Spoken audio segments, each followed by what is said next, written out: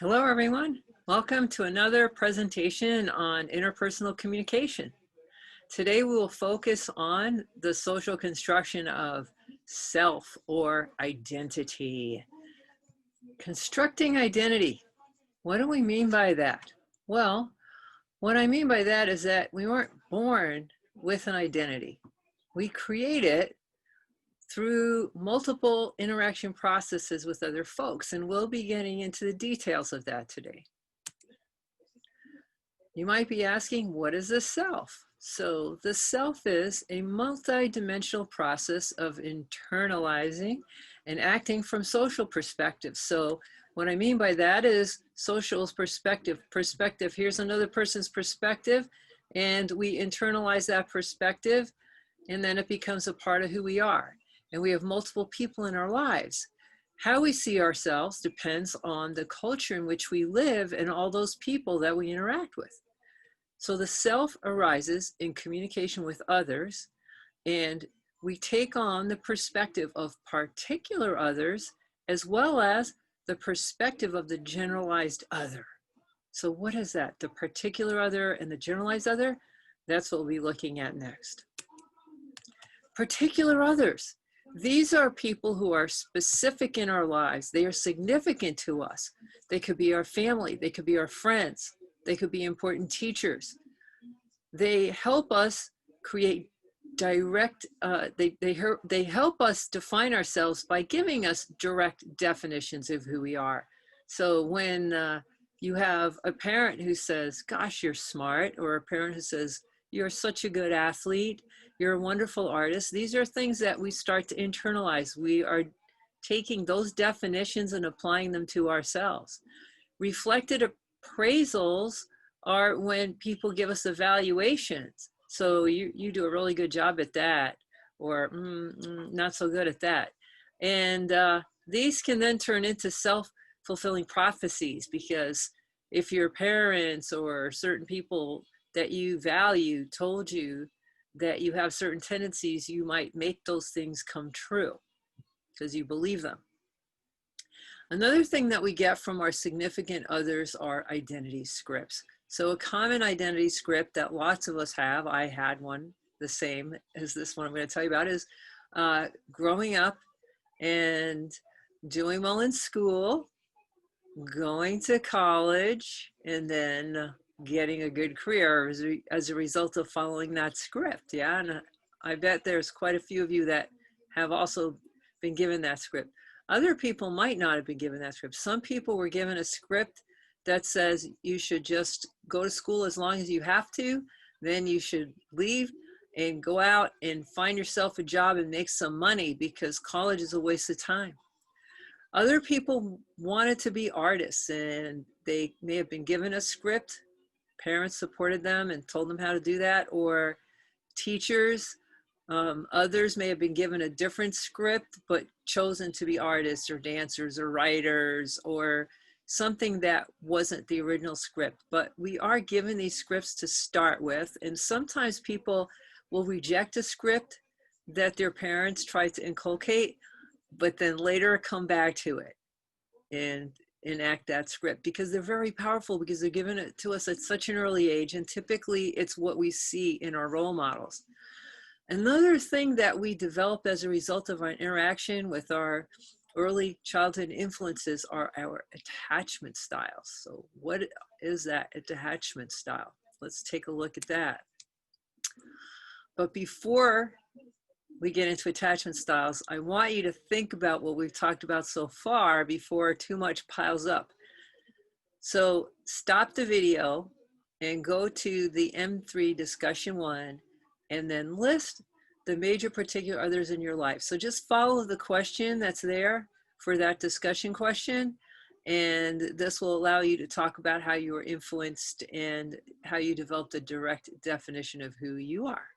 When you're finished with that, come on back and we'll talk about attachment styles. Attachment styles. These are developed from the patterns of caregiving that teach us who we are and how to approach relationships. There are 4 types of attachment styles that have been identified, and these are secure, fearful, dismissive, and anxious / ambivalent. So let's take a little closer look at how those fit onto this grid.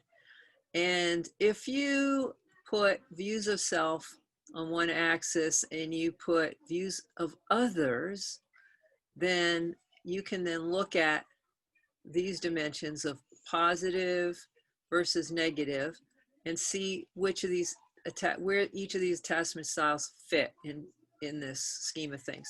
So people with a secure attachment style, they have positive views of their self, and they also receive positive views from others about who they are. So that made them feel very secure about themselves and about their abilities to form relationships because they felt like they were worthy of relationships.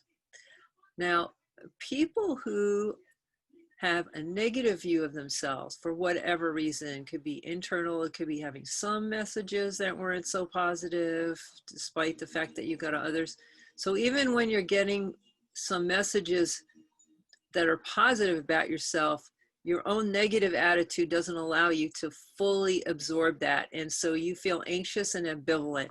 So this means that you could be tentative about forming relationships. And then once you're in the relationship, you can feel constantly nervous or worried and wondering what the other person's thinking, wondering if the relationship's going to last. And this kind of anxiety can be very disturbing to you and the other people who you try to be involved with. Then we have over here dismissive, and dismissive can result from you having a positive view of yourself, but having negative views of other people. And so you kind of dismiss relationships, you don't think they last, or you don't want to invest a lot in them. And it would take a lot for you to kind of really trust that a relationship could work. This fourth quadrant here, fearful, develops when you have negative views of yourself and you're getting negative views from other people. Sadly, a lot of the people who develop this fearful view have experienced abuse, neglect. So those two things, not getting support through neglect and or getting abuse, which could be physical, it could be sexual, or it could be emotional, or even just mental abuse, people giving you negative messages about who you are. Those are the kinds of things that could then make you afraid of relationships or afraid to open up, afraid to start, afraid, all kinds of fears can come up. And attachment styles are very significant influences in your adult relationships. Some research that I wanted to share with you about attachment is really important and not well known. And I think this can be really helpful to know this in your life. Research shows that attachment patterns and issues from early childhood affect adult relationships on till the rest of your life if you never have a way to try to transform these patterns. Now, people who have not resolved early childhood attachment issues will be plagued with them in not only first, but subsequent relationships and marriages. So you can get in a relationship and attachment issues that you and your significant other or both of you have can generate conflict that will lead to you ending the relationship, and then you can get into another one and do the same thing all over again, or do it a little differently, but it's your issues that are generating conflict because you're insecure or you're dismissive. The good news is that by acknowledging that you have these attachment patterns and childhood wounds, you can actually change. Counseling and therapy are the primary means by which people change these patterns, and the therapy can be for individuals or for couples. A lot of people don't realize that that's what's driving their conflicts, but they go to therapy simply because they're having conflicts, or they go to couples therapy because they're having conflicts. And this is really, really good. But I'm telling you that a lot of times when you have conflicts and they keep repeating and you're not sure why you keep having these conflicts, that this is what it could be. So I would highly recommend that that you check that out. Check out counseling if you have conflicts in general that upset you or are giving you emotions that are interfering in your life. But with couples, this can be so amazingly helpful. Now, the next activity that I want you to do is to go to the M3 discussion 2 question that allows you to discuss the effective attachment style on relationships. And don't worry, I'm not going to make you be real personal, but I want you to think about this. And when you're done with that, then come on back to the presentation. The generalized other. The views that are held by others in society, they also influence us. Some of the important categories that influence our identity include race, gender, sexual orientation, and socioeconomic class. We could make the list longer, but that's enough for right now. And I think that the ones on top, there's been a lot of talk about these, and a lot of issues have come up where negative attitudes about Black people and brown people that have been held by the police have led to a lot of abuse and even killings, which is horrible. Gender attitudes have led to a lot of sexual assault in the workplace against women and also against men. And so that's something that's been addressed recently. So this is a part of like these attitudes that are out there in society. So the generalized other are these attitudes out there in society that we pick up, and then we internalize those ideas about who we are. We learn these generalized attitudes as we interact with different people, and different people have internalized these values and attitudes about groups, and they pass them on to us. We also learn them through the media. You can learn some of these attitudes through watching television or watching certain movies, through even nowadays, social media, newspaper, magazine articles, all of these different things. They reflect the values that are out there, and they tell stories about all sorts of groups of people, and we internalize those. Then there are institutions that organize our society, and they communicate those views of the generalized other by the values that they uphold and they reinforce. So when I was a child, boys took shop and girls took home ec. This was in middle school. So home ec taught you how to be a good housekeeper, taught you how to cook, how to sew, things like that, whereas shop taught you how to fix things, how to make things, how to use carpentry tools, how to go do stuff in the wood shop, all kinds of stuff, because the generalized other were that there were these different roles that men and women should have in the home. And those have changed today. So we don't see that kind of limitation. And these things are often in flux because society changes. We as individuals change, and attitudes in society change, and the communication goes back and forth between individuals and society. So here is your third activity, which is to explore the influence of generalized others in your life. So what attitudes have you gotten from society or large institutions telling you how to be, who you could be, what you could be, and so on, okay? So I want you to go ahead and explore that. You'll see the specific questions in the exercise, and when you're finished, then come on back to the presentation. Here's some other important perspectives on the self that I want to share with you, okay? The self is multidimensional. We don't have just one part of ourself. We have multiple parts. We have our identities that have to do with gender, race, age, sexual identity or orientation, culture, ability status, all sorts of things, yeah. And then also our activities, like, are you a dancer? Are you an athlete? Are you an artist? Are you a musician? Okay, are you a great cook? All of these other things too. So our activities, we sometimes form identities around those things. And we're always in process. So very few people are static and say they're same their whole life. And the way you are now doesn't limit who you can become. You just have to make decisions about what you want to do if you want to change anything. The self arises in communication via socially constructed views. So you are in various groups in society and they influence you and you influence them. That communication is transactive. Remember, transactive or transactional communication. Irving Goffman was an influential social researcher who came up with two important concepts about the self. And the first one I want to talk about is face. So face is the impression that we want others to have about us. How do you want to be perceived? And you may have heard the concept of saving face. So this is when we do something to try to put out a positive projection of who we are to others, particularly if something has happened that attacks our face and then we try to correct it. So that would be saving face.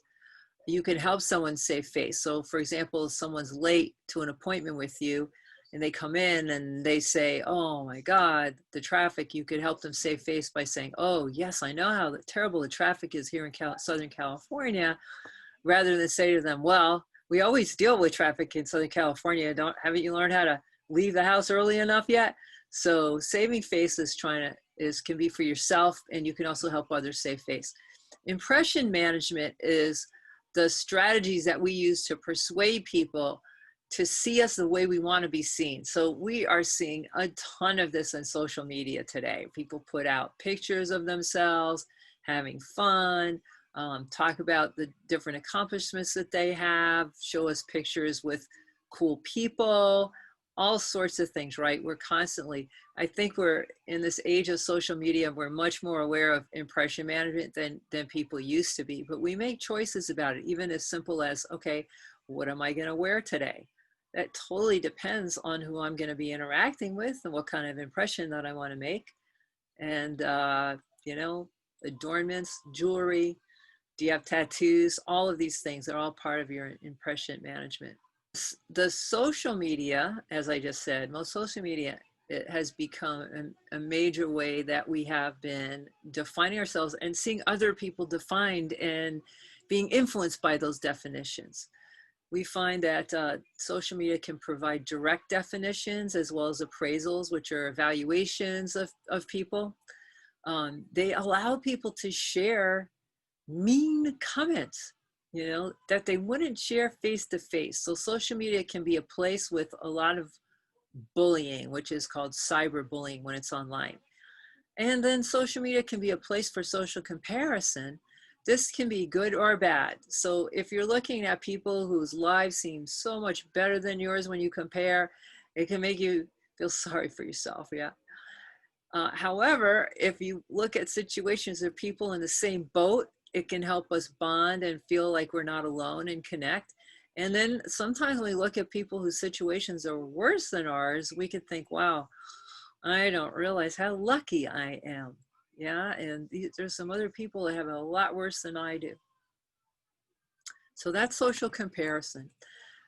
All right. Now, another concept that Julia Wood talks about is self-disclosure. And actually there was a researcher named Gerard that really researched this area that she's summarizing. And this is just a listing of the guidelines for healthy self-disclosure, because self-disclosure is a good thing when it's done appropriately and in proper doses. So the first guideline is to disclose when it's appropriate. When you are first meeting people, you don't want to tell them all your weaknesses or your most embarrassing moment, because that's not going to put you in a good light, right? There's a time and a place. It's when you get to know people really, really well, then you might want to disclose things. It's important because as we disclose, we often learn about ourselves because we get feedback, and also most of the time people will reciprocate, and they will also self-disclose, and that's how we share experiences. The benefits of self-disclosure is that it's cathartic. So if you do have some challenging things in your life and you share it with other people, you feel better, you feel relieved when you get it out there. And it can affirm you, especially when other people will confirm what you're saying, then it helps affirm who you are. And then it's an ethical thing to do, to be honest with people about who you are. And then it also increases positive regard. So when people disclose and get to know each other on a deeper level, it brings relationships closer together. There's a few caveats that we'll see on the next slide. Again, make sure it's appropriate when you disclose, even though it can be a good thing. It's got to be the right time and the right place. Now, some of the risks of self-disclosure is that people might not accept us or like us when we reveal things about us that they didn't previously know. And one of the things where this used to be very common is when people would come out as being an LGBT person, and people who were heterosexist or homophobic didn't like that, and then they would reject that person even if they had formerly thought of them as a friend, which is really, really sad. And even family members have rejected people. Fortunately, that's been changing, and that's because of the courage of people in the LGBT movement to come out to friends, to come out to family, to come out at work. And as a result, people realize that there's nothing strange about LGBT people. They're just human beings who just happen to love somebody that's different than maybe who somebody else likes. So there's been a big change in society around that. It's still risky in many parts of the United States, and in some parts of the world, it can get you killed. In the United States, you can suffer a lot of negative consequences if you're in a conservative area. So that's a really good example of a risky self-disclosure, telling people that you have a substance abuse problem, telling people you have mental illness. There's lots of different things that can get disclosed that could count against you in certain situations. So again, being appropriate and being careful about who you disclose to is super important. There are, unfortunately, people that will try to use information against us. So that's why it's super important to be careful about who you disclose to, particularly in social media. There are some companies that will really scrutinize all your social media before you get hired. So you want to be careful if you want to be able to get jobs in some mainstream organizations, to not put anything in social media that could be held against you when you're applying for a job. And you know, people can go back into social media for like years, so you have to be careful. And then what we may disclose can also hurt other people. Now, sometimes these are necessary hurts. Like if you realize that you want to end a relationship, it's important to be honest and not just keep a person hanging. But other times, like if you're getting information secondhand about people, maybe you don't have to be the one to pass it along, especially if it's hurtful, and especially if you don't even know if it's true, because disclosures can lead to negative repercussions. So be careful about it. All right, now this is a useful concept.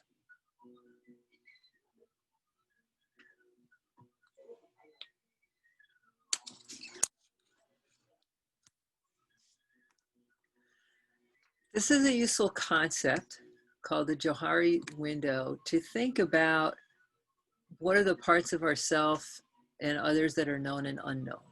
So in the Johari window, you see two dimensions: the known, how much the self knows, whether something's known or unknown to the self, and then the dimension of what others know. So there's unknown to others and known to others. Okay, so in this open area is what is known to both yourself and to other people. So everybody knows I'm a teacher. People that know me in the past knew I was an athlete. Okay, people that hang out with me now know I like to dance. These are all things I'm very open about and share with people, okay? An example of something that's in the blind area, I don't know this about myself, but others do. When I was first learning how to teach, I had a very quiet voice and people couldn't hear me. So I talked very quietly, and I didn't realize it was too quiet for the classroom. So my teacher showed me how he taught us was he videotaped us presenting, and I was talking like this in his quiet voice. And I then learned. So through the feedback I got from my teacher, I learned I need to project my voice, and I learn how to do that. I actually took voice classes so I could learn how to talk louder, because I talked so quietly when I was young. The hidden area is something that it's known to you, but it's not known to others. So these are things that you typically are concerned about or afraid to disclose to other people. So for a long time, people were afraid to tell anyone they were gay, and they would only be out when they were amongst other LGBT people and not out around people that weren't, because they're afraid of discrimination. People go to AA meetings so they can share their stories there, but they don't want to, a lot of them don't want to be sharing that with other people that don't share that other people that aren't in recovery like they are, okay? The unknown area are things that you don't know about yourself, and neither do other people. And these are things that we discover about ourselves as we're on our life's journey. So this is something exciting about being a human being, is that we never know where we might land or what new things we might discover. My mom's 96 and she started drawing. Now, she drew when she was a little kid, but not at all as an adult, and she's doing really well. So here she's discovering an unknown part of herself and something that none of us knew that she was good at. Other times, the things that come out are not happy. So if someone discovers that they're not in love with their spouse anymore after a long-term marriage, they may not realize it, and then they start exploring why they're unhappy, and they realize it's the relationship that's dragging them down. So that's unfortunate, but it's better that things come out, that you can move on and find a better way to live, than if you continue to have these things unknown.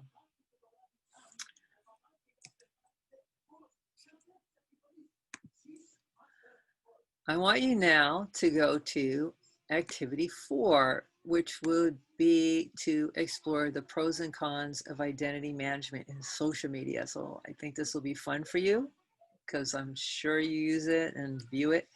And then when you're done with that, you could come back to this presentation again.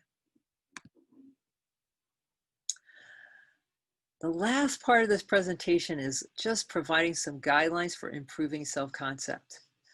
And that's how you view yourself, your identity.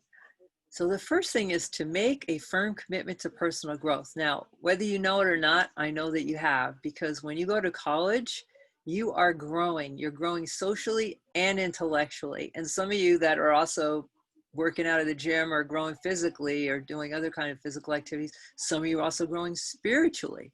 The college years are a time of tremendous growth. So you're already committed to that. And I commend you on it and say, keep going, folks. The next is to try to gain and use knowledge to support your personal growth. So as I said, I think college is a great place for that, but there's other places that you can do it.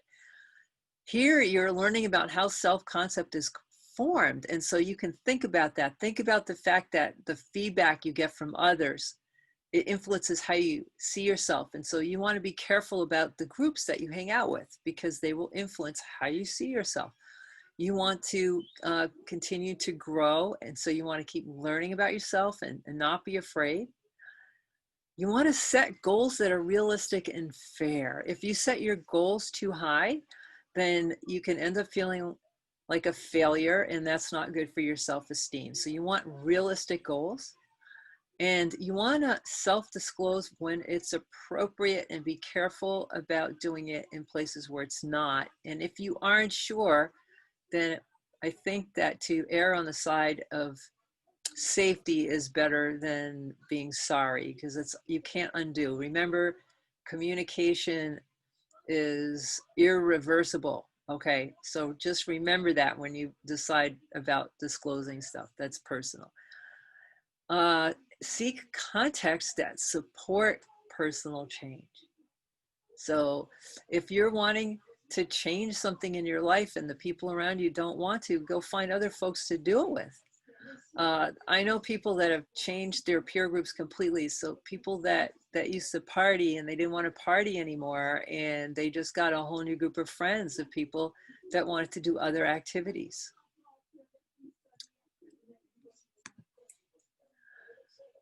Make a firm commitment to continuing on your path. Your life is a journey. It's not a destination, it's a journey. There's lots and lots of destinations, and you'll keep learning and growing, and then seek contexts that support that personal change. So I'm repeating something I just said. You also want to avoid sabotaging yourself. So anything that might interfere with your goals, you know, if you're determined to do well in your classes, you don't want to blow off your study time. If you are determined to have a good reputation at work, you don't want to come in sauntering late. You want to commit to being punctual and so on. So whatever you can, just, you know, try to be committed, and that way you won't be sabotaging yourself. Another way to sabotage yourself, though, is to give yourself negative criticism. It's much better to ask yourself, what can I do to improve, than to tear yourself down for making a mistake. And accept constructive criticism. It can be difficult, but it helps us grow. As I said, when my teaching teacher told me my voice was too quiet, that was probably one of the most helpful pieces of feedback I could have gotten. And if I was resistant to that, which a lot of people are, a lot of people hate getting criticism about their voice because they take it so personally. And being able to accept that feedback and use that knowledge to decide what you want to do about it. You know, I decided to go ahead and take voice classes. Other people might not have done that. Other people might have just said, all right, I'll just make an effort to talk louder. Or maybe I'll just videotape my conversations and see how loud am I talking. Or maybe I'll just ask my friends, am I talking loud enough? So there's lots of ways that you could approach it. You just need to choose how to do it. So take constructive criticism as a gift that you can use to improve, rather than as something that's designed to tear you down. Sometimes people just don't know how to do it well. And so you can just say, thank you for the feedback, and then think about it. And you do want to weigh and see, how true is this? But don't automatically just disregard criticism because you're afraid or you feel hurt by it. Just try to look at it and look at it as just information. Then you get to decide what you want to do with it. So that's the end of the PowerPoint portion here. I will see you in class in a couple of days, and I'm looking forward to it. I love meeting with you, and I hope you get a lot out of this presentation and out of this week's module. Okay, take care of yourselves.